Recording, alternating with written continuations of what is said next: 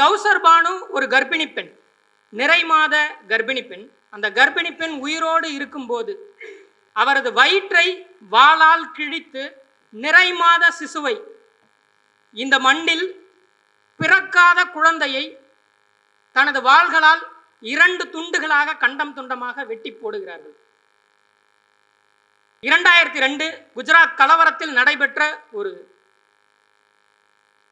இதை என்ன சம்பவம் சொல்றது, இது ஒரு கொடூரம் என்று அதை சுருக்கி சொல்ல முடியாது.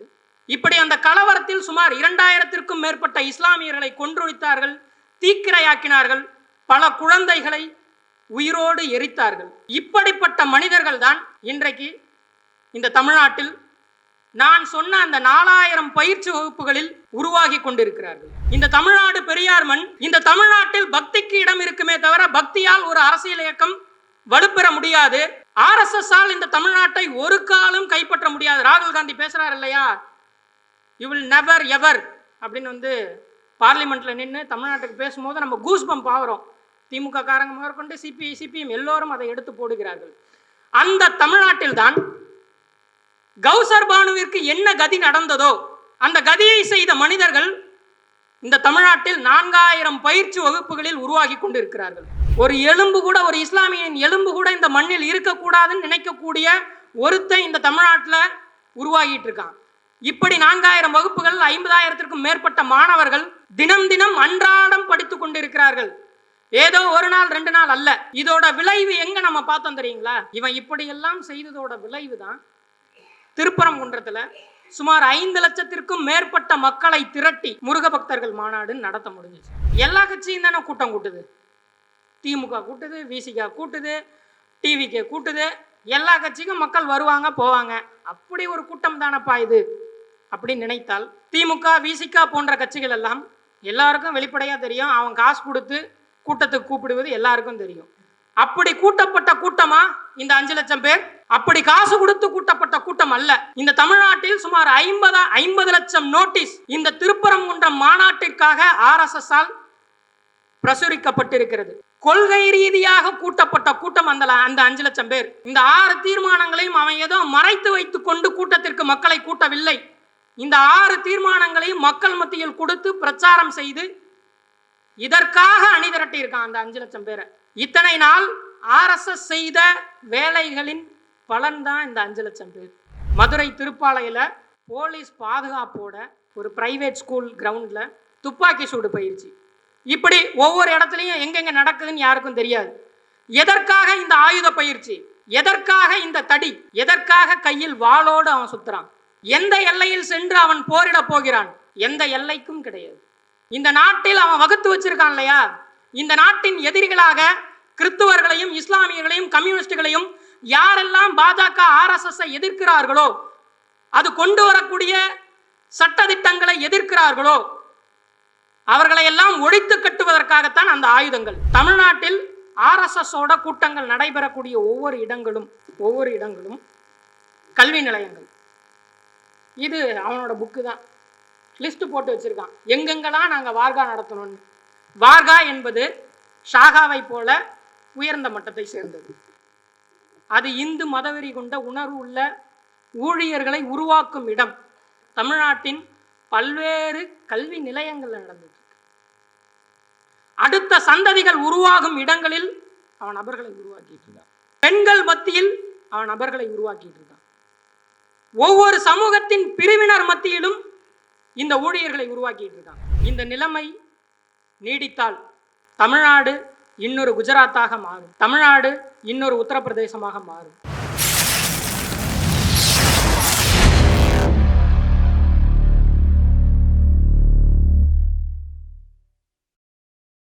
தோழர்களுக்கு வணக்கம். இன்னைக்கு நம்ம இங்க கூடியிருக்க இந்த வேளையில வெளிப்புறத்தில் பல்வேறு அரசியல் கட்சிகளும், DMK, VCK, CPI, CPM, TVK, BJP, ADMK, இப்படி எல்லா அரசியல் கட்சிகளும் தீவிரமாக வாக்கு சேகரிப்பில் ஈடுபட்டு இருக்காங்க. தோழர் தலைமை உரையில் ஆரம்பத்தில் சொன்னார் இல்லைங்களா, ஒவ்வொருத்தரும் ஒவ்வொரு வாக்குறுதிகள், ஆஃபர்கள், இதை மக்களிடையே அள்ளி வீசி இந்த தூண்டில்களில் மாட்டும் மக்களை எல்லாம் தங்களது வாக்குகளாக சேகரிக்கப் போகிறார்கள். இப்படி தீவிரமான ஒரு நிலைமை வெளிப்புறத்தில் நடந்துகிட்டு இருக்கு. நாம் இந்த அரங்க கூட்டத்தில் பாசிசத்தை பற்றி பேசக்கூடி இருக்கிறோம். இதே நேரத்தில் இன்னைக்கு வேற ஞாயிற்றுக்கிழமை வேற, இந்த நேரத்தில் தமிழ்நாட்டில் சுமார் 2000த்திற்கும் மேற்பட்ட இடங்களில் 4000த்திற்கும் மேற்பட்ட பயிற்சி வகுப்புகள். என்ன பயிற்சி வகுப்புகள்? ஷாகா என்ற RSSோட பயிற்சி வகுப்புகள் தமிழ்நாடு முழுவதும் நடைபெற்று கொண்டிருக்கு. இன்னைக்கு மட்டும் இல்லை, தினம் தினம் ஒவ்வொரு நாளும் இந்த ஷாகா பயிற்சி வகுப்புகள் RSSஆல் நடத்தப்பட்டு கொண்டிருக்கிறது. அது நடந்தா என்ன அப்படின்னு நமக்கு தோணலாம். ஏதோ டியூஷன் வகுப்பு போல நடத்துறாங்க போல அப்படின்னு நம்ம யோசிக்கலாம். நாம் பாசிசம்னா என்னவாக நமக்கு யாரெல்லாம் நமக்கு நினைவு வருவா? பாசிசம்னு உடனே என்ன ஞாபகம் வரும்? பிஜேபி, மோடி, அமித்ஷா. இங்கிட்ட வந்தால் நம்ம ஹெச் ராஜா, இவர் ஆன்டி இண்டியன் அப்படின்னு எப்பொழுதும் கொந்தளிச்சு பேசக்கூடிய ஹெச் ராஜா ஞாபகத்துக்கு வருவார். தமிழிசை சவுந்தரராஜன் வருவாங்க, அண்ணாமலை வருவார். அவர் ஆடு அண்ணாமலைன்னு வர கிண்டல் வர பண்ணுவோம். நயினார் நாகேந்திரன், வானதி சீனிவாசன், இவங்கெல்லாம் நினைவுக்கு வருவாங்க. இதுதான் பாசிசம் என்றால் நமக்கு நினைவுக்கு வரக்கூடிய காட்சிகள். இப்போ ஒரு கதை சொல்ல வேண்டியிருக்கு. அது என்னன்னா, கௌசர் பானு என்ற ஒரு இஸ்லாமிய பெண்.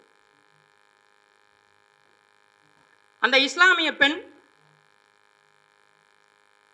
குஜராத்தில் அகமதாபாத் என்ற இடத்தில் நரோடா பாட்டியா அப்படின்ற ஒரு ஊரில் வசிக்கக்கூடியவர்.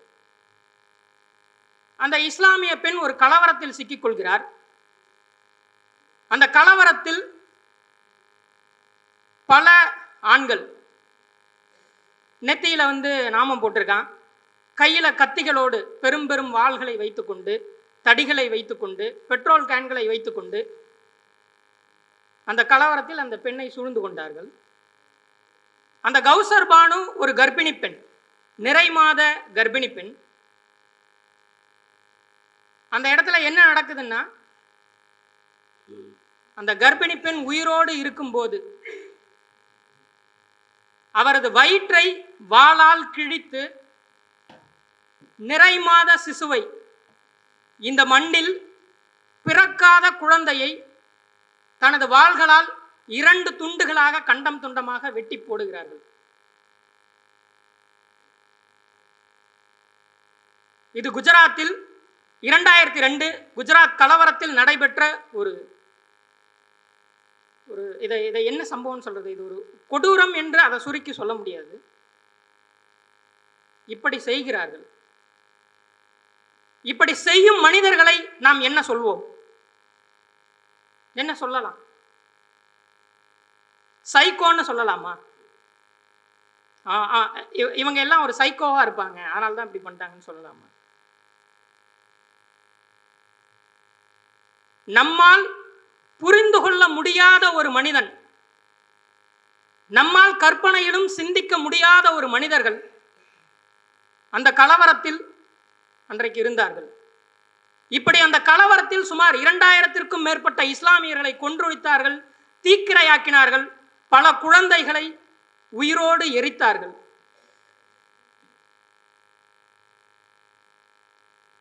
இப்படிப்பட்ட மனிதர்கள் தான் இன்றைக்கு இந்த தமிழ்நாட்டில் நான் சொன்ன அந்த 4000 பயிற்சி வகுப்புகளில் உருவாகி கொண்டிருக்கிறார்கள். இந்த தமிழ்நாடு பெரியார் மண். இந்த தமிழ்நாட்டில் பக்திக்கு இடம் இருக்குமே தவிர பக்தியால் ஒரு அரசியல் இயக்கம் வலுப்பெற முடியாது. RSSஆல் இந்த தமிழ்நாட்டை ஒரு காலம் கைப்பற்ற முடியாது. ராகுல் காந்தி பேசுறாரு இல்லையா, யூ வில் நெவர் எவர் அப்படின்னு பார்லிமெண்ட்ல நின்று தமிழ்நாட்டுக்கு பேசும்போது நம்ம கூஸ் பம்ப் ஆகிறோம். திமுக காரங்க முதற்கொண்டு சிபிஎம் எல்லோரும் அதை எடுத்து போடுகிறார்கள். அந்த தமிழ்நாட்டில் தான் கௌசர் பானுவிற்கு என்ன கதி நடந்ததோ அந்த கதியை செய்த மனிதர்கள் இந்த தமிழ்நாட்டில் 4000 பயிற்சி வகுப்புகளில் உருவாகி கொண்டிருக்கிறார்கள். நாம் இன்னைக்கு ஞாயிற்றுக்கிழமை இங்க கூடியிருக்கோம்.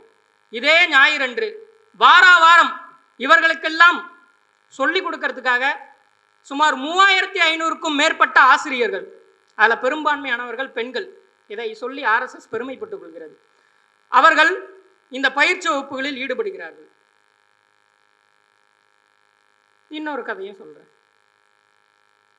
இதே குஜராத் கலவரத்தில் நாம் அடிக்கடி இந்த பெயரை கேள்விப்பட்டிருப்போம். சமீபத்தில் கூட ஒரு வழக்கு ரீதியாக இந்த பெயரை கேள்விப்பட்டிருப்போம். பில்கிஸ் பானு. இந்த பில்கிஸ் பானு யார்? இந்த பில்கிஸ் பானு குஜராத் கலவரத்தில் கலவரம் நடைபெற்று கொண்டிருக்கும் போது தனது சொந்தக்காரங்க எல்லாத்தையும் கூட்டிக்கிட்டு எப்படியாவது தப்பித்து ஓடிவிடலாம் அப்படின்னு ஓடிட்டு இருக்காங்க. அவர்களை வழிமறித்த கலவர கும்பல். அந்த பில்கிஸ் பானுவும் ஒரு கர்ப்பிணி தான். அவரோட சகோதரர்கள், அவரோட தந்தை, கணவன் எல்லோரையும் வெட்டி கொள்கிறார்கள். அவரோடு வந்த சக பெண்களை பாலியல் வன்புணர்வு செய்கிறார்கள். பில்கிஸ் பானு நிறை மாத கர்ப்பிணி என்றும் பார்க்கவில்லை. அவர் கூட ஒரு சின்ன பெண் குழந்தை, 5 வயது தான் இருக்கும். இந்த 5 வயது பெண் குழந்தையை 2 காலையும் பிடிச்சு பக்கத்தில் இருந்த பாறையில் ஓங்கி அடித்துக் கொள்கிறார்கள். அதன் பிறகு பில்கிஸ் பானு கூட்டு பாலியல் வன்புணர்வு செய்கிறார்கள். அவர் செத்து போயிட்டாருன்னு சொல்லி எல்லாரும் விட்டுட்டு போயிட்டாங்க. எப்படியோ சிலரால் அவர் காப்பாற்றப்பட்டு இன்று உயிரோடு இருக்கிறார். ஆனால் அவரோட மனதில் அந்த ரணம் இன்றும் உயிர்ப்போடு இருக்கிறது. இந்த பில்கிஸ் பானுவிற்கு என்ன நடந்ததோ, அதை நடத்துவதற்காகத்தான் இன்னைக்கு தமிழ்நாட்டில் இந்த 4000 பயிற்சி வகுப்புகள் RSS ஆல் நடத்தப்பட்டு கொண்டிருக்கிறது. ஆனால் நமக்கு பாசிசம் என்றால் யாருடைய முகம் நினைவுக்கு வருகிறது? H. ராஜா முகம் நினைவுக்கு வருகிறது, வானதி சீனிவாசன், அண்ணாமலை. இவர்களை நாம் கேலி கிண்டலாக பார்க்கிறோம். ஆனால் பாசிசத்தின் உண்மை முகம் எது? பாசிசத்தின் உண்மை முகம் இன்னைக்கு நான் சொன்ன கௌசர் பானுவோட சம்பவம், பில்கிஸ் பானுவோட சம்பவம். இதை உருவாக்குவதற்காகத்தான் இந்த 4000 வகுப்புகளும் இன்னைக்கு நடந்துகிட்டு இருக்கு. இதை இன்னும் எவ்வாறு 2 மடங்காக ஆக்க வேண்டும் அப்படின்னு RSS சிந்தித்துக் கொண்டிருக்கிறான். இன்னும் இந்த கொடூர தன்மைக்கு இன்னொரு சம்பவமும் இருக்கு. இதே கலவரத்தில் இறந்து போன இஸ்லாமியர்களின் உடல்கள் புதைக்கப்பட்டிருக்கும் இல்லையா சமாதிகளில், அந்த உடல்களை தோண்டி எடுத்து அந்த எலும்பின் எச்சங்களில் பெட்ரோலை ஊற்றி எரிக்கும் வக்கிர மனநிலைமை. இதை வக்கிரம்னா என்னால் சுருக்க முடியல.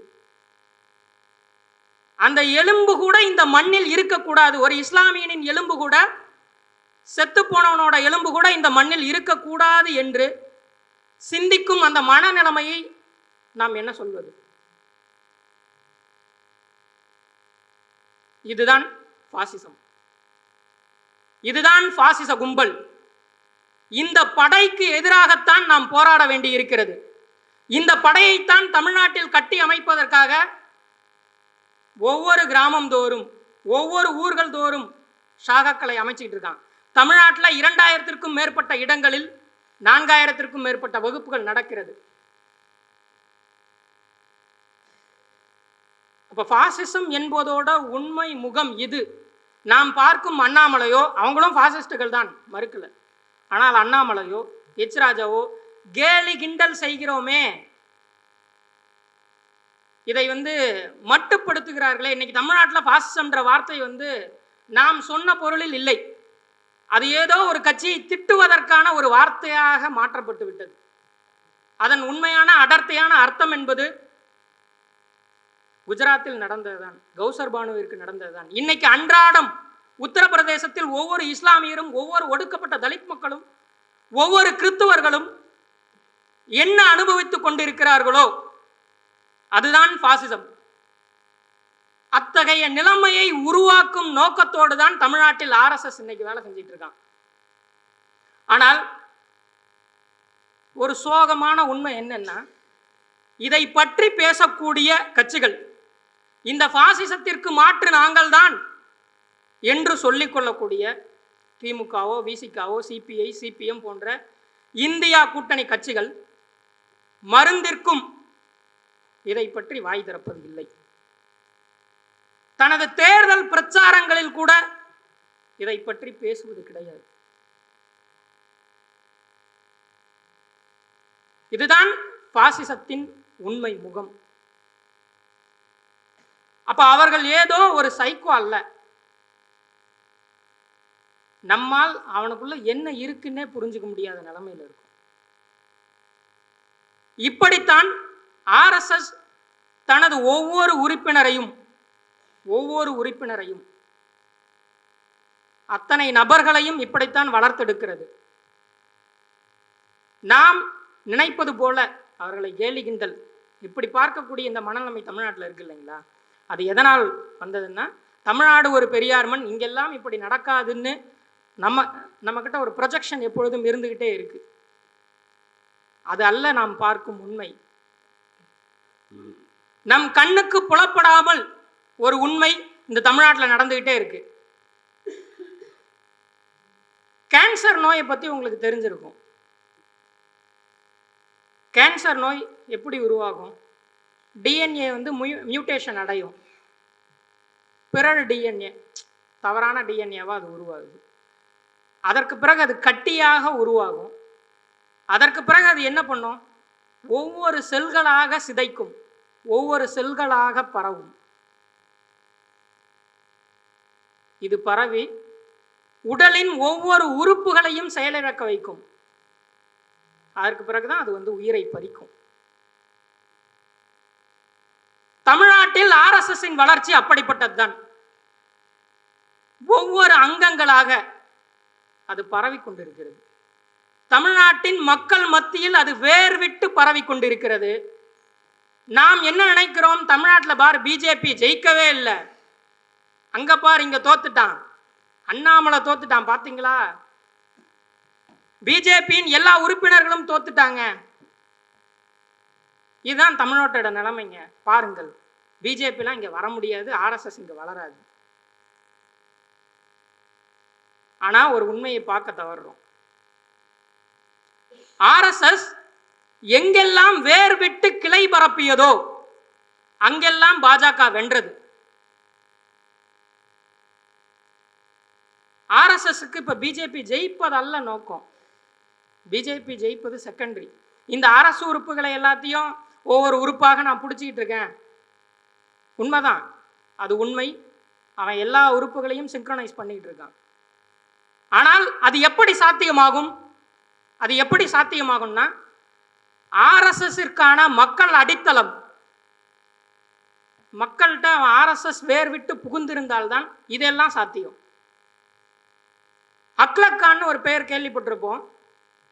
ஒரு 10 ஆண்டுகளுக்கு முன்னால்.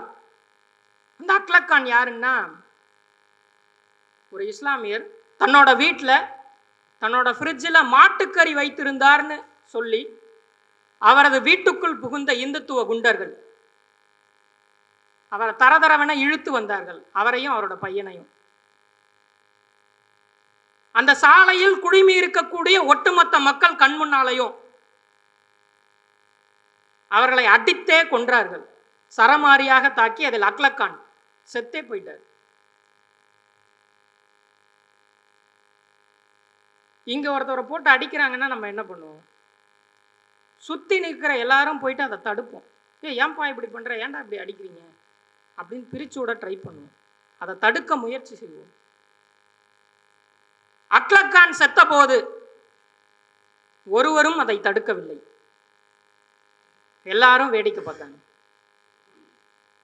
ஏன் வேடிக்கை பார்த்தாங்க? இந்த இந்து மத கருத்து அத்தனை பேருக்குள்ளும் வேர்விட்டு இருக்கிறது. அவர் ஒரு பாசிசத்தின் படையாக இல்லாமல் இருக்கலாம், ஆனால் இந்த கருத்து அவருக்குள்ளேயும் இருக்கு. அப்படித்தான் அக்லக்கான் கொல்லப்பட்டார். அக்லக்கான் மட்டும் அல்ல, அக்லக்கானை போன்று பெயர் தெரியாத பல்வேறு இஸ்லாமியர்களும் கிறித்துவர்களும் கொல்லப்பட்டு கொண்டிருக்கிறார்கள் அன்றாடம். இதுதான் வட மாநிலங்களில் RSS ஏற்படுத்தி இருக்கக்கூடிய நிலைமை. இன்னைக்கு நிறைய வீடியோக்கள் பார்ப்போம். ராமநவமி கலவரம், மசூதிக்கு முன்னால் பெரிய பெரிய ஸ்பீக்கரை வச்சு ஆபாச நடனங்களை போட்டு இஸ்லாமியர்களுக்கு எதிராக நிறைய நடக்கிறத பல்வேறு செய்திகளில் பார்த்துருக்கோம். இந்த நிலைமை தமிழ்நாட்டில் உருவாக்க வேண்டும் என்று அனுதினமும் RSS சிந்தித்து செயல்பட்டு கொண்டிருக்கிறான். RSSோட மோகன் பகவத் இருக்கார் இல்லைங்களா, சத்சங் சலக், அவர் தான் உயர்மட்ட தலைவர் RSSக்கு. அவர் தமிழ்நாட்டில் பொன்னியம்மன் மேடுன்னு ஒரு ஊர் இருக்கு. இந்த பொன்னியம்மன் மேடு எங்கே இருக்குன்னா, சென்னையில் மாதவரம் பஸ் ஸ்டாண்ட் இருக்கு இல்லைங்களா, புது பஸ் ஸ்டாண்ட் கட்டினாங்க இல்லைங்களா, அதற்கும் மூலக்கடைக்கும் இடைப்பட்ட அந்த இடத்துல ஒரு குட்டி கிராமம். இந்த கிராமத்தில் மொத்த மக்கள் தொகையே 100 முதல் ஒரு 150, மேக்சிமம் 200 தான் இருக்குமே.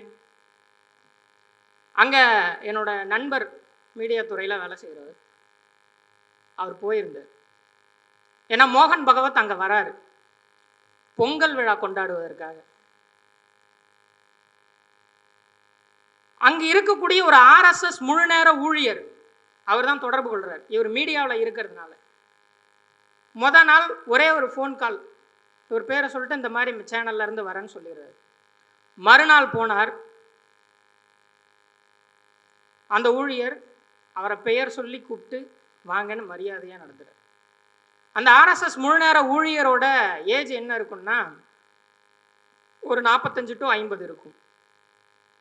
இங்கிருந்து போன மீடியா துறை நண்பரோட ஏஜ் என்ன இருக்குன்னா, ஒரு 23 வயசு இருக்கும். அவரது பெயரை சொல்லி வாங்க செல்வோம் அப்படின்னு கூப்பிடுறாரு. அந்த கூட்டத்தில் மோகன் பகவத், நல்லா ஞாபகம் வச்சுக்கணும், அந்த மோகன் பகவத் பல லட்சக்கணக்கான RSS ஊழியர்களின் தலைவர்.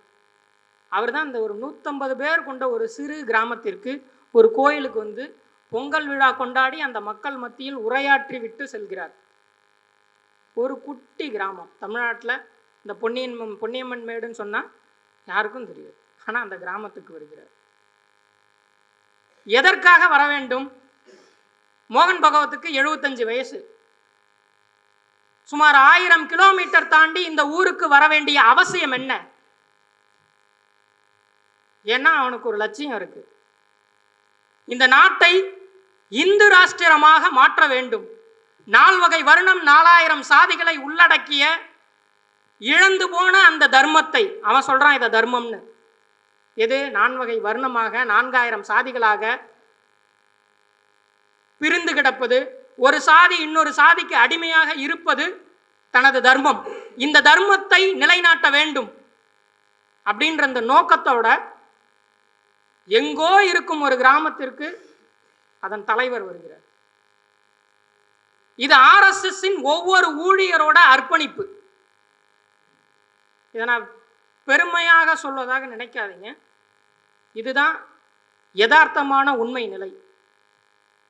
இந்த நாட்டை இந்து ராஷ்டிரமாக மாற்ற வேண்டும் என்றால் ஒவ்வொரு இந்துக்கள் மத்தியிலும் அவன் வேர் விட்டு பரவ வேண்டும். அப்படி பரவினால்தான் கௌசர் பானுவிற்கு நடக்கும் கதையை யார் ஒருவரும் கேள்வி கேட்க மாட்டார்கள். யாரும் கேட்க மாட்டாங்க. அக்லக்கானை அடிக்கும் போது யாரும் கேள்வி கேட்க மாட்டார்கள். ஒரு இஸ்லாமியரின் வீட்டை இடிக்கும் போது யாரும் கேள்வி கேட்க மாட்டார்கள். இதற்கான சம்மதத்தை எப்படி பெறுவது? இப்படிதான் பெற முடியும். ஒவ்வொரு இந்துவின் ஒவ்வொரு வீட்டின் ஒவ்வொரு கதவுகளையும் தட்டி RSS இன்னைக்கு வந்துகிட்டு இருக்கு. நாம் நினைப்பது போல இது தேர்தலில் அல்ல. பிஜேபி ஜெயிப்பது என்பது ஏதோ 4 சீட்டுகளை ஜெயிப்பது, இங்க சீட்டை பிடிச்சு அதிகாரத்திற்கு வந்து இந்த மாற்றங்களை நிகழ்த்த போவது அல்ல. அவன் ஆல்ரெடி மக்கள் மத்தியில் பரவி இருக்கான். அது RSS இயக்கம் மூலமாக பரவி இருக்கிறது. நமக்கு தெரியுங்களா, தமிழ்நாட்டில் RSS சொல்லக்கூடிய கணக்கு அவனோட புத்தகத்தில் கிட்டத்தட்ட 36 அமைப்புகள் வெளிப்படையாக வேலை செய்கிறது. இந்த இந்து ராஷ்டிரத்தை நிலைநிறுத்துவதற்காக வேலை செஞ்சிட்டு இருக்கான். அதில் இந்து மக்கள் கட்சி இல்லை, ஏன்னா அது ஒரு கட்சின்றதுனால. ஆனால் அதுவும் ஆர்எஸ்எஸோட அமைப்பு தான். இப்படி அவன் அஃபிஷியலாக வெளியிடாத பல்வேறு அமைப்புகள் இருக்கு. இது மட்டும் இல்லாமல் இந்த வெளியீட்டில் கூட சொல்லியிருப்பாங்க, சுமார் 17 அமைப்புகள், எங்களுக்கும் ஆர்எஸ்எஸ்க்கும் சம்மந்தமே இல்லைங்க, அது ஒரு அமைப்பு, நாங்கள் தனியாக இயங்குறோங்க அப்படின்னு சொல்லிக்கொள்ளக்கூடிய 17க்கும் மேற்பட்ட பதிலி அமைப்புகள், ப்ராக்சிஸ் இந்த தமிழ்நாட்டில் வேலை செய்து கொண்டு இருக்கிறது. நான் ஒரு 4000 வகுப்பு சொன்னேன் இல்லைங்களா, அதில் ஒரு 10 பேர்னு, ஒரு வகுப்புக்கு 10 பேர், ரொம்ப கம்மியாக சொல்கிறேன், 10 பேர் என்று எடுத்துக்கொண்டால் கூட தினம் தினம் 40,000 பேருக்கு இந்த இந்து வெறி உணர்வை உருவாக்கி கொண்டிருக்கிறார்கள். இது ஒரு பக்கம். தமிழ்நாட்டில் இன்னொன்று ஒன்று இருக்கு. ஆர்எஸ்எஸ் முதலில் வளர்ந்த இடம் கன்னியாகுமரி. மண்டைக்காடு கலவரம் 1982 அவர்களால் வெற்றிகரமாக நடத்தப்பட்டது. அதுவரைக்கும் கிறிஸ்துவர்களும் இந்து மக்களும் ஒன்று கூடி வாழ்ந்த அந்த கன்னியாகுமரியில் 1982 கடலில் நீராடலாம், இப்படி ஒரு புது விதிமுறை. பகவதி அம்மன் கோயிலுக்கு போகணும்னா பௌர்ணமி இரவில் நாம் போயிட்டு கடல்ல குளிச்சுட்டு வரணும் அப்படின்னு ஒரு புது விதிமுறையை கொண்டு வராங்க. அப்படி கொண்டு வந்து இப்படி குளிக்க போகக்கூடிய இந்து பெண்களின் உடைகளை எல்லாம் கிறிஸ்துவ மீனவர்கள் திருடி கொண்டு போகிறார்கள், பாலியல் வன்புணர்வு செய்கிறார்கள் என்று பல பொய்யான கட்டுக்கதைகளை உருவாக்கி நடத்தப்பட்ட கலவரம் தான் மண்டைக்காடு கலவரம். அந்த கலவரத்தில் தான் முதல் முறையாக ஆர்எஸ்எஸ் தமிழகத்தில் தனது ஆழமான கால் தடத்தை பதிக்கிறது. 1939 ஆர்எஸ்எஸ் இந்த தமிழ்நாட்டுக்கு வந்துருச்சு. ஆனால் சுமார் 30-40 ஆண்டு காலம் கடும் உழைப்பின் விளைவாக ஒரு கலவரத்தை நடத்தி இந்த மண்ணில் காலொன்றியது. அதன் விளைவு இன்னைக்கு ஆர்எஸ்எஸ் கன்னியாகுமரியில் பெரிய அளவில் வளர்ந்துருக்கான். அங்கே இருக்கக்கூடிய விவேகானந்தர் ஆசிரமம்ன்ற இடத்துல இந்த ஆசிரமங்கள் மூலமாக 50,000 முதற்கொண்டு 55,000 சிறுவர் சிறுமியர் மாணவர்கள், இவங்க மத்தியில் சமய வகுப்புகள் நடக்குது.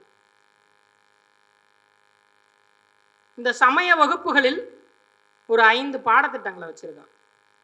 இதை கம்ப்ளீட் பண்ணக்கூடிய மாணவர்கள்ட்ட அந்த 5 பாடத்திட்டத்தை முழுவதுமாக முடித்து அதிலிருந்து வெளியேறும் மாணவர்கள்ட்ட அவங்க ஒரு சத்தியம் வாங்குறாங்க, அவங்க ஒரு வாக்குறுதி வாங்குறாங்க.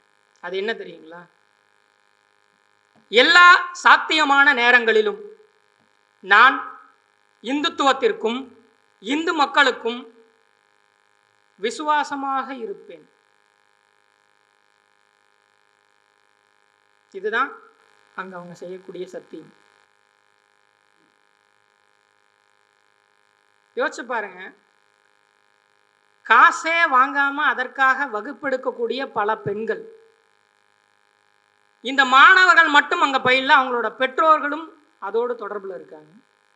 எல்லா சாத்தியமான வழிகளிலும் இந்துத்துவத்திற்கும் இந்துக்களுக்கும் நான் தீவிரமான விசுவாசமான சேவை செய்வேன்னா இதன் பொருள் என்ன? இப்படி ஒரு நிலைமை தமிழ்நாட்டில் இருக்கிறது. ஆனால் நமக்கு முன்னால் சொல்லப்படுவது என்ன? இது பெரியார் மண், இங்கு ஆர்எஸ்எஸ் வளராது, இங்கு ஆர்எஸ்எஸ்ஐ மக்கள் ஏற்றுக்கொள்ள மாட்டார்கள், மக்கள் அதையெல்லாம் அந்நிய அமைப்பாக பார்ப்பார்கள், அதனால் இங்கு பாசிசம் வராது, அதனால் இங்கு போய் பிஜேபி வர முடியாது. விளக்குன்னா அவன் ஆல்ரெடி வந்துட்டான், அவன் வந்து இங்கே வகுப்பு நடத்திட்டு இருக்கான். அதில் பலாயிரக்கணக்கான மாணவர்கள் பயில்கிறார்கள். தங்களை ஒரு இந்துவாக,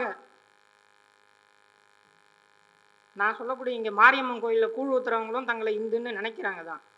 ஆனால் இதற்காக சேவை செய்வேன்ற ஒரு இந்துவாக அவன் உருப்பெறுகிறான்.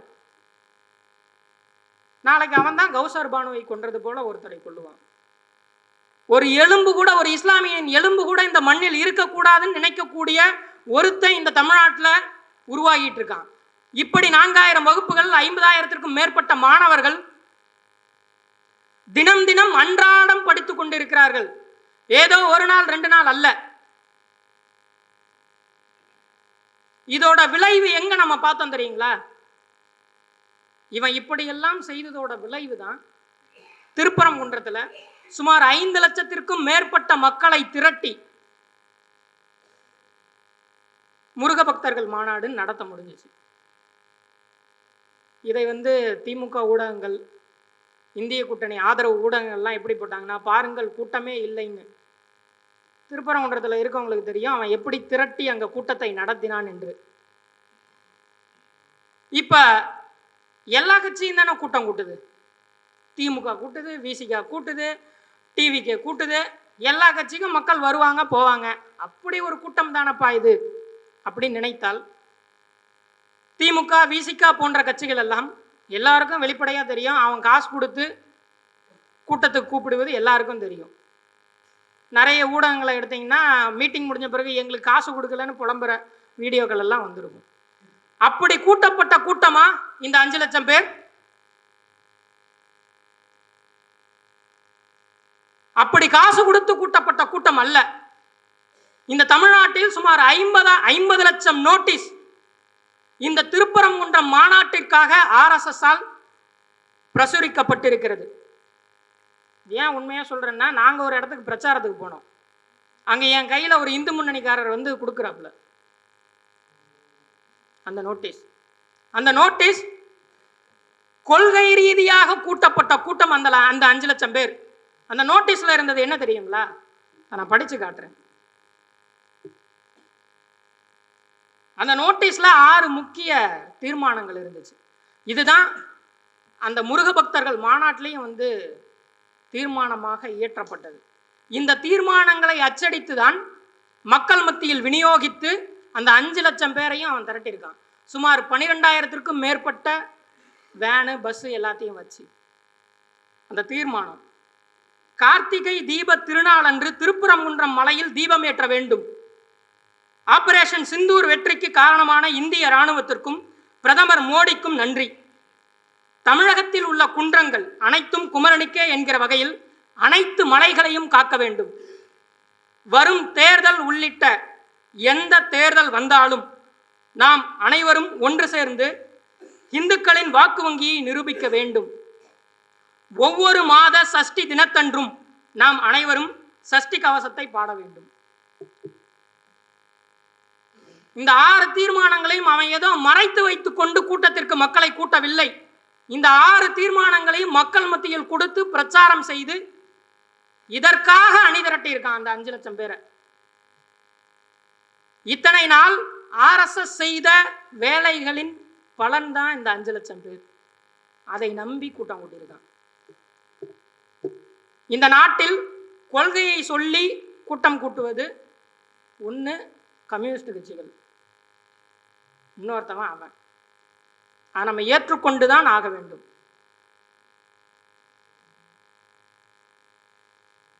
இப்படி நடத்தப்பட்ட கூட்டத்தை தான் அது ஒண்ணுமே இல்லைங்க அப்படின்னு இங்க இருக்கக்கூடிய கட்சிகள் ப்ரொஜெக்ட் பண்றாங்க.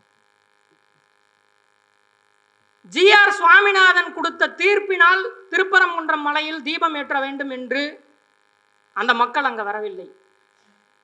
GR சுவாமிநாதன் தீர்ப்பு கொடுக்காமல் இருந்தாலும் அந்த கூட்டம் அங்குதான் வரும். ஏன்னா அவன் சுமார் 175க்கும் மேற்பட்ட தேவாலயங்கள், மசூதிகளை எல்லாம் தமிழ்நாட்டில் இருந்து இடித்து அகற்றி கோயில் கட்டணும்னு திட்டமிட்டு வச்சிருக்கான். இந்த திட்டங்களுக்காகத்தான் இதையெல்லாம் நிறைவேற்ற போவதுதான் இன்னைக்கு தமிழ்நாட்டில் இந்த பயிற்சி வகுப்பு. அது ஏதோ டியூஷன் வகுப்பு அல்ல, அது ஏதோ ஒரு யோகா பயிற்சி அல்ல. RSS-ஓட பேரணியை நம்ம பார்த்துருப்போம். காக்கி பேண்ட்டு, சட்டை, கையில் ஒரு தடி. எதுக்கு அந்த தடி? ஐயோ எல்லையில் நமது எதிரிகள் நம்மளை சுட போறாங்க, நம்மளை அடிக்க போறாங்க, வாங்க போருக்கு போலாம் அப்படின்றதுக்காகவா? தோழர் சொல்லும் போது ஒரு இடத்துல சொன்னாரு, மதுரை திருப்பாலையில் போலீஸோட அனுமதியோட, போலீஸ் பாதுகாப்போட நாதமுனின்ற ஒரு பிரைவேட் ஸ்கூல் கிரவுண்டில் துப்பாக்கி சூடு பயிற்சி. இந்த துப்பாக்கி சூடு பயிற்சி நடக்குதுன்னு பல முறை அங்கே இருக்கக்கூடிய மக்கள், சுற்றுவட்டார மக்கள் கம்ப்ளைண்ட் பண்ணியும் யாரும் கண்டுக்கல. ஒரு கட்டத்தில் மக்களே திரண்டு போய் அதை அம்பலப்படுத்தும் போது தான் அது வெளிச்சத்துக்கு வருகிறது. இப்படி ஒவ்வொரு இடத்துலையும் எங்கெங்க நடக்குதுன்னு யாருக்கும் தெரியாது. எதற்காக இந்த ஆயுத பயிற்சி? எதற்காக இந்த தடி? எதற்காக கையில் வாளோடு அவன் சுத்துறான்? எந்த எல்லையில் சென்று அவன் போரிட போகிறான்? எந்த எல்லைக்கும் கிடையாது. இந்த நாட்டில் அவன் வகுத்து வச்சிருக்கான் இல்லையா, இந்த நாட்டின் எதிரிகளாக கிறிஸ்துவர்களையும் இஸ்லாமியர்களையும் கம்யூனிஸ்டுகளையும் யாரெல்லாம் பாஜக RSS எதிர்க்கிறார்களோ, அது கொண்டு வரக்கூடிய சட்டதிட்டங்களை எதிர்க்கிறார்களோ, அவர்களை எல்லாம் ஒழித்து கட்டுவதற்காகத்தான் அந்த ஆயுதங்கள். அவன் வெறும் கிறிஸ்துவர்களுக்கும் இஸ்லாமியர்களுக்கும் அல்லது வெறும் கம்யூனிஸ்டுகளுக்கு மட்டும் எதிரி அல்ல. வேளாண் சட்டம் நடந்துச்சு. அந்த போராட்டம் சுமார் 2 ஆண்டு காலம் கடுமையாக நடத்தப்பட்டது. அந்த போராட்டத்தில் ஒரு பிஜேபி காரன், RSS காரன் காரை விட்டு 8 விவசாயிகளை ஏத்தி கொன்னான். எதுக்காக கொன்னான்?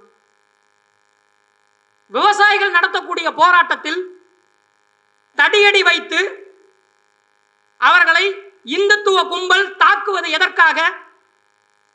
அந்த போராட்டத்தை கலைப்பதற்காக ஏன் அடிக்க வேண்டும்? அவர்கள் எல்லாம் இந்துக்கள் இல்லையா? விவசாயிகள் போராட்டத்தில் பெரும்பான்மையானவர்கள் சீக்கியர்கள், ஜாட் விவசாயிகள், ஒடுக்கப்பட்ட விவசாயிகள், நிலமற்ற கூலி ஏழை விவசாயிகள், இவங்கெல்லாம் இந்துக்கள் தானே. சீக்கியர்கள் அவனும் இந்துக்கள் தான் சொல்றான். ஏன் அந்த இந்துக்களின் மீது தாக்குதல் நடத்த வேண்டும்? ஆக RSS ஏதோ ஒரு இஸ்லாமியருக்கோ ஏதோ ஒரு கிறிஸ்துவருக்கோ எதிரி அல்ல. இந்த நாட்டில் தான் நினைக்கும் இந்து ராஷ்டிரத்தை அமல்படுத்த எதிர்ப்பாக இருக்கும் ஒவ்வொருவரையும் அவன் தாக்குவான், அடிப்பான், கொல்லுவான், சிறையில் அடைப்பான். ஆக RSS ஒட்டுமொத்த உழைக்கும் வர்க்கத்தின் எதிரி, ஒரு தனி மனிதர்களுக்கான எதிரி அல்ல.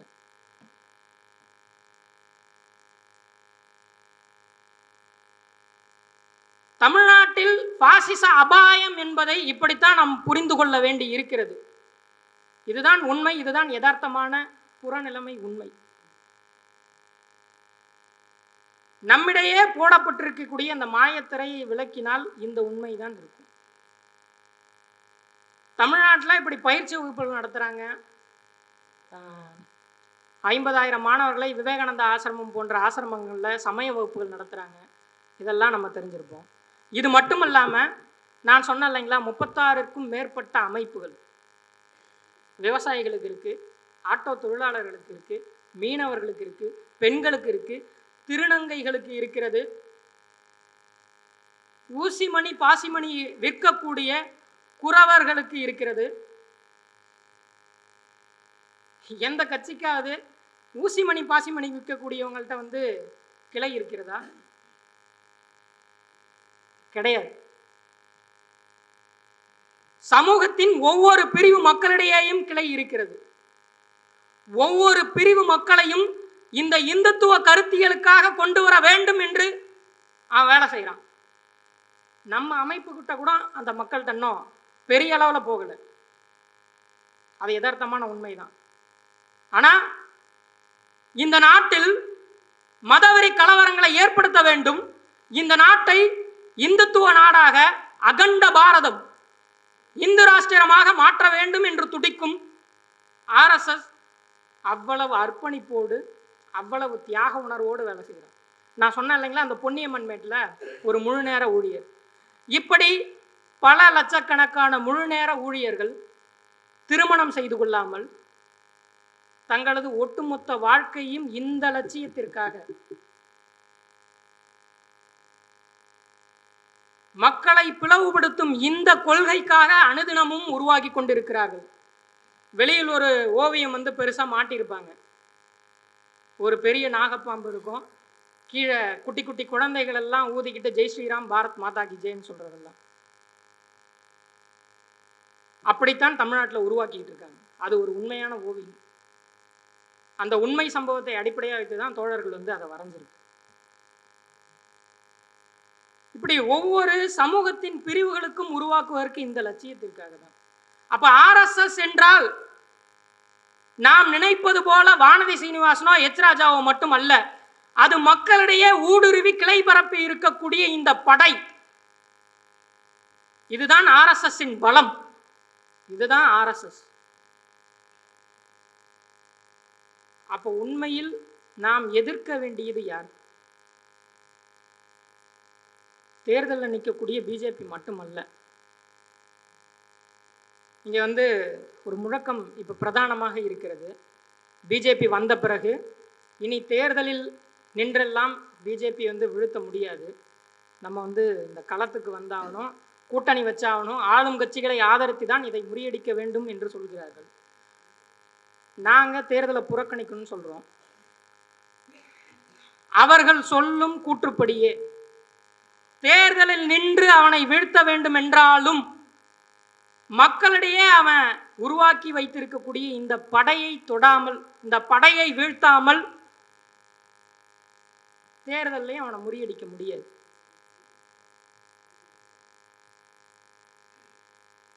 அப்படியாவது களத்துக்கு பிரச்சாரம் பண்ணுங்கன்னு தான் நம்ம கேட்கிறோம். அப்படியாவது களத்திற்கு வாருங்கள், இந்த உண்மை யதார்த்த நிலைமையை மக்களிடம் பிரச்சாரம் செய்யுங்கள். அப்படிதான் நம்ம கேட்கிறோம்.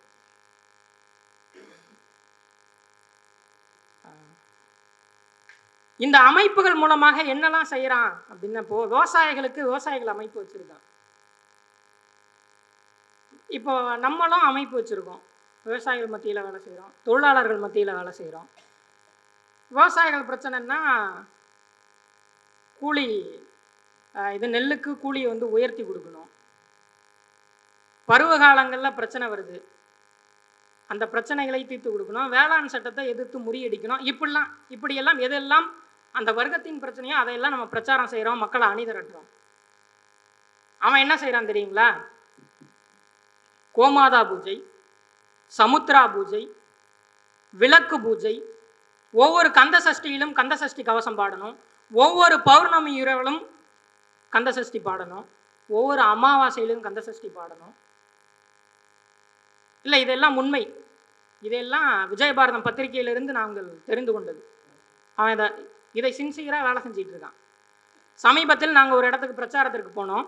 அந்த பகுதி ஒரு இஸ்லாமியர் பகுதி. அதே இடத்துல ஒரு கோயில் இருக்குது. அந்த கோயிலுக்கு வெளியில் நாங்கள் நோட்டீஸ் கொடுத்துட்டு இருக்கும்போது ஒரு பேனர் கட்டுறாங்க. அந்த பேனரில் அது ஒரு மாரியம்மன் கோவில். அந்த மாரியம்மன் கோயிலில் இன்னைக்கு ஆஞ்சநேயர் உட்காந்துருக்கார். அந்த கோவிலில் ஒவ்வொரு பௌர்ணமி என்றும் திருவாசகம் பாட வேண்டும், ஒவ்வொரு அமாவாசை என்றும் திருவாசகம் பாட வேண்டும். இப்படி அந்த இஸ்லாமியர்கள் இருக்கும் பகுதிகளில் அந்த மக்களை மத ரீதியாக முதல்ல கொண்டு வரோம். அடுத்தடுத்து அவர்களை மத பற்றுடையவர்களாக உருவாக்குகிறான். அதற்கு பிறகுதான் அந்த இடங்கள்ல கலவரங்களும் வெடிக்கிறது. நாங்க நோட்டீஸ் கொடுக்குறோம். ஒரு ஆர்எஸ்எஸ்காரர் அதை சின்சியரா கவனிச்சுட்டு போயிட்டு ஒரு இடத்துல குழுமி கூடி அங்க 4-5 பேர் வராங்க, நின்று கூடி அதை பத்தி பேசுறாங்க. அவன் எடுத்துக்கொண்ட வேலைக்கு ஒவ்வொரு நாளும் அனுதினமும் வேலை செய்யறான். நாம் நினைப்பது போல தமிழ்நாடு அவ்வளவு ஒரு அமைதியான நிலைமையில் இல்லை. எரிமலை வெடிப்பதற்கு முன்பு வரைக்கும் அது அமைதியாக தான் இருக்கும். அது வெடிக்கும் போது தான் தெரியும், ஐயோயோ அந்த எரிமலை கீழே இவ்வளோ நாள் கொதிச்சுக்கிட்டு இருந்திருக்குடா அப்படின்னு. அப்படி ஒரு கொதிப்பின் வெளிப்பாடு தான் திருப்பரங்குன்றம். திருப்பரங்குன்றத்தில் மட்டும் இல்லை, இன்னும் பல்வேறு இடங்கள்ல, மைக்கேல்பட்டி, தஞ்சை மைக்கேல்பட்டியில் ஒரு மாணவி, கிறித்துவ மிஷனரியில் படித்த ஒரு மாணவி தற்கொலை செய்து கொள்கிறார். அது மதமாற்ற கொலை என்று அண்ணாமலை செய்த கலவர முயற்சிகளை நாம் பார்க்கவில்லையா? மதுரையில் தேரையூர் என்ற ஊரில் இஸ்லாமியர்கள் எல்லாம் போராட்டம் பண்றாங்க கோயில்கிட்ட. அதை பற்றி ஒரு தினமலர்ல செய்தி வருது. அந்த செய்தி என்ன தெரியுங்களா? கோயிலுக்கு குடமுழுக்கு செய்யக்கூடாதுன்னு, புதிதாக கோயில் கட்டக்கூடாதுன்னு இஸ்லாமியர்கள் போராடுகிறார்கள்னு செய்தி. இதை இந்து மக்கள் கட்சியோட அர்ஜுன் சம்பத் எடுத்து செய்தியாக்குகிறார், வைரலாக்குகிறார். கோயில் கட்டக்கூடாதுன்னு இஸ்லாமியர் எதுக்கு போராடணும்? இந்துவோட பிரச்சனைக்கு இஸ்லாமியர் போராடுவதா? இந்து கோயிலை கட்டக்கூடாதுன்னு இஸ்லாமியர் எப்படி சொல்லலாம்? இப்படிதான் அதை படிக்கிறவங்களுக்கு தோணும். வேணையா அவனுக்கெல்லாம் இப்படிதான் தோணும். ஆனா உண்மை நிகழ்வு என்ன? 200 ஆண்டு காலமாக அந்த கோவில் இருக்கிறது. அதை இடிக்காமல் புனரமையுங்கள், அதை சிதிலமாக்காதீர்கள்னு அரசு கோரிக்கை வைக்கிறாங்க. ஏன்னா எங்கள் முன்னோர்கள் இங்க இந்துக்களா இருந்தாங்க, அவர்கள் வழிபட்ட கோவில், அந்த கோவிலை இடித்து விடாதீர்கள், அதை புனரமையுங்கன்னு சொல்லி போராட்டம். அதை பிளக்கார்டுலாம் வச்சு போராட்டம் நடக்குது. ஆனால் அங்கு போன ராம ரவிக்குமார், இன்னைக்கு இந்த திருப்பரங்குன்றத்தில் கேஸ் போட்டாங்க இல்லையா, இவங்க சுந்தரவல்லி கூட ஒரு பேட்டியில் அறுத்துருவம் பார்த்துக்கு அப்படின்னு ராம ரவிக்குமாரை மிரட்டினாங்க. அந்த ராம ரவிக்குமார் அந்த போராட்டத்தை எப்படி காட்சிப்படுத்தினான்னா, கோயில் கட்டக்கூடாது என்று இஸ்லாமியர்கள் போராடுகிறார்கள்னு கூட்டத்தை கூட்டுறான் ஒவ்வொரு ஊர்கள்ல இருந்தும். தோழர்களே, இதுதான் இந்த தமிழ்நாட்டில் நடைபெறுகிறது. இப்படி ஒவ்வொரு இடங்களிலும் அவன் வேலை செய்து கொண்டிருக்கிறான். ஒவ்வொரு இடங்கள்லையும்.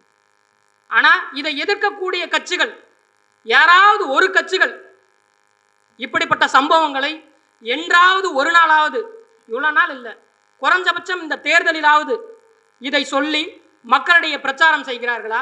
இதை தடுப்பதற்காகவாவது எங்களுக்கு ஓட்டு போடுங்கள் என்று கேட்கிறார்களா? கிடையாது. சட்ட ரீதியாக வெறும் அமலாகக்கூடிய வெளிப்படையாக தெரிய சம்பவங்களுக்கு மட்டும் நாங்கள் எதிர்க்கிறோம் பாருங்கள் என்று காட்டிக்கொள்கிறார்கள். நாம் பார்க்க மறுக்கும், பார்க்க வியலாத உண்மை நிலை இதுதான். ஆர்எஸ்எஸ்ஸின் ஒவ்வொரு அணுவிலும், ஒவ்வொரு உறுப்பிலும், ஒவ்வொரு செல்லிலும் இந்து மதவெறி உணர்வு ஊறி இருக்கிறது. அதை பிரிச்சுலாம் எடுக்க முடியாது. அத்தகைய இந்து மதவெறி உணர்வு கொண்டவர்களைத்தான் இந்த 4000 வகுப்புகளிலும் உருவாக்குகிறார்கள். அத்தகைய இந்து மதவெறி உணர்வு கொண்டவர்களைத்தான் சிறுவர், சிறுமியர், மாணவர்கள் மத்தியில் பிரச்சாரம் செய்கிறார்கள். நமக்கு ஒன்று தெரியுங்களா? தமிழ்நாட்டில் ஆர்எஸ்எஸ் ஓட கூட்டங்கள் நடைபெறக்கூடிய ஒவ்வொரு இடங்களும் கல்வி நிலையங்கள். இது அவனோட புக்கு தான், லிஸ்ட் போட்டு வச்சிருக்கான் எங்கெங்கெல்லாம் நாங்கள் வார்கா நடத்தணும்னு. வார்கா என்பது ஷாகாவை போல உயர்ந்த மட்டத்தை சேர்ந்தது. அது இந்து மதவெறி கொண்ட உணர்வு உள்ள ஊழியர்களை உருவாக்கும் இடம். ஒவ்வொரு ஊழியர்களையும், உயர்ந்தபட்ச முழுநேர ஊழியர்களை உருவாக்கக்கூடிய இடம் தமிழ்நாட்டின் பல்வேறு கல்வி நிலையங்கள் நடந்தது. அடுத்த சந்ததிகள் உருவாகும் இடங்களில் அவன் நபர்களை உருவாக்கிட்டு இருக்கான். பெண்கள் மத்தியில் அவன் நபர்களை உருவாக்கிட்டு இருக்கான். ஒவ்வொரு சமூகத்தின் பிரிவினர் மத்தியிலும் இந்த ஊழியர்களை உருவாக்கிட்டு இருக்கான். தொழிலாளர் சட்டத்தை பல்வேறு அமைப்புகள் இன்னைக்கு எதிர்த்துட்டு இருக்காங்க. ஆனா பிஜேபியோட, ஆர்எஸ்எஸோட பிஎம்எஸ், பாரதிய மஸ்தூர் சங்கம், அது தொழிலாளர் அமைப்பு. இந்த தொழிலாளர் அமைப்பு ஒவ்வொரு கிளைகளிலும், தமிழ்நாட்டில் உள்ள ஒவ்வொரு கிளைகளிலையும் தொழிலாளர் சட்டம் ஏன் நல்லது என்று நோட்டீஸ் போட்டு விநியோகம் செய்கிறார்கள். நம்ம ஒரு சிஐடி ஊழியரை அப்படி பார்த்துருவோமா? ஒரு சிபிஎம் கட்சியோட தொழிற்சங்கத்தில் இருக்கக்கூடிய ஒரு ஊழியரை நாம் அப்படி பார்க்க முடியுமா? திமுகவில் இருக்கும் ஊழியரை அப்படி நாம் பார்க்க முடியுமா? ஆனால் ஏன் செய்யறான்? அவனோட ஒவ்வொரு கிளைகளும், ஒவ்வொரு அமைப்புகளிலும் இப்படி அர்ப்பணிப்பு கொண்ட ஊழியர்கள் இந்த நாட்டை இந்து ராஷ்டிரமாக மாற்ற வேண்டும் என்று துடிக்கக்கூடிய ஊழியர்களை உருவாக்குகிறான். அப்படித்தான் இந்த கிளைகள் உருவாகுகிறது. ஆக நாம் எதிர்க்க நம் முன்னால் இருப்பது பிஜேபியில் இருக்கக்கூடிய இந்த 234 தொகுதிகளிலும் நிற்கக்கூடிய வெறும் வேட்பாளர்கள் மட்டும் அல்ல. நமக்கு முன்னால் இருப்பது ஒரு பெரும் படை. 2000 ஆண்டு காலமாக தான் கொண்ட மனுநீதி கொள்கையை, வர்ணாசிரம கொள்கையை இந்த நாட்டில் எப்படியாவது மீண்டும் நிலைநிறுத்திட வேண்டும் என்ற நோக்கத்தோடு ஆர்எஸ்எஸ் செயல்படுகிறது. ஆர்எஸ்எஸ்ஸின் ஒவ்வொரு உறுப்பினரும் அப்படித்தான் உருவாக்கப்படுகிறார்கள். ஆக தமிழ்நாட்டில் பாஜக ஆர்எஸ்எஸ் வளர்கிறது என்பது ஒரு பொய் பூச்சாண்டி அல்ல. நமக்கு முன்னால் ஒரு பெரும் ஆபத்து. அந்த ஆபத்து இன்னைக்கு பெருசா கொந்தளிக்காமல் இருக்கலாம், வெளிப்படையாக தெரியாமல் இருக்கலாம். தண்ணி கொதிக்கணும்னா 100 டிகிரி செல்சியஸ் வரைக்கும் அது எட்டுனாதான் கொதிக்கும். ஆனால் அதுக்காக தண்ணி கொதிக்கவே கொதிக்காதுன்னு இல்லை. வெறுமனே பாத்திரம் வச்ச உடனே அது கொதிக்காது. அதற்கான நிலைமையை அது உருவாக்குவதற்காக அந்த வெப்பம் அந்த நிலையை உருவாக்கி கொண்டே இருக்கும். அது எப்போ அது 100 டிகிரி எட்டுதோ அப்போ அது கொதிக்கும். தமிழ்நாட்டில் ஆர்எஸ்எஸ் இன்னைக்கு அப்படிதான் வேலை செஞ்சுட்டு இருக்காங்க. இந்த வெப்பத்தை கொண்டு வருவதற்கான வேலையில் ஈடுபட்டு கொண்டிருக்கிறான். நாம் நினைப்பது போல இது ஒரு சாதாரணமான தேர்தலில் வீழ்த்திவிடக்கூடியதல்ல. தேர்தலில் வீழ்த்த வேண்டும் என்றாலும் இந்த மக்களிடையே அவன் வேறுபதித்திருக்கக்கூடிய இந்த நரம்புகளை, இந்த குதிகால் நரம்பை அறுத்தெறியாமல் அவனை வீழ்த்தவே முடியாது. நாம் எவ்வளவுதான் அவன் பாசிஸ்ட்னு கத்தினாலும் ஒரு காலம் நம்மால் அப்படி வீழ்த்த முடியாது. மக்களிடையே நாம் போய் இதை பேசவில்லை என்றால் அவன் உருவாக்கி வைத்திருக்கக்கூடிய இந்த மக்கள் அடித்தளத்தை வேறிருக்காமல் நம்மால் பாசிசத்தை, இந்த காவி கார்ப்பரேட் பாசிசம் என்பதை வீழ்த்த முடியாது. இறுதியாக இந்த நிலைமை நீடித்தால் தமிழ்நாடு இன்னொரு குஜராத்தாக மாறும், தமிழ்நாடு இன்னொரு உத்தரப்பிரதேசமாக மாறும். அது நீடிக்க வேண்டுமா வேண்டாமா என்பது உங்கள் கையில். நன்றி.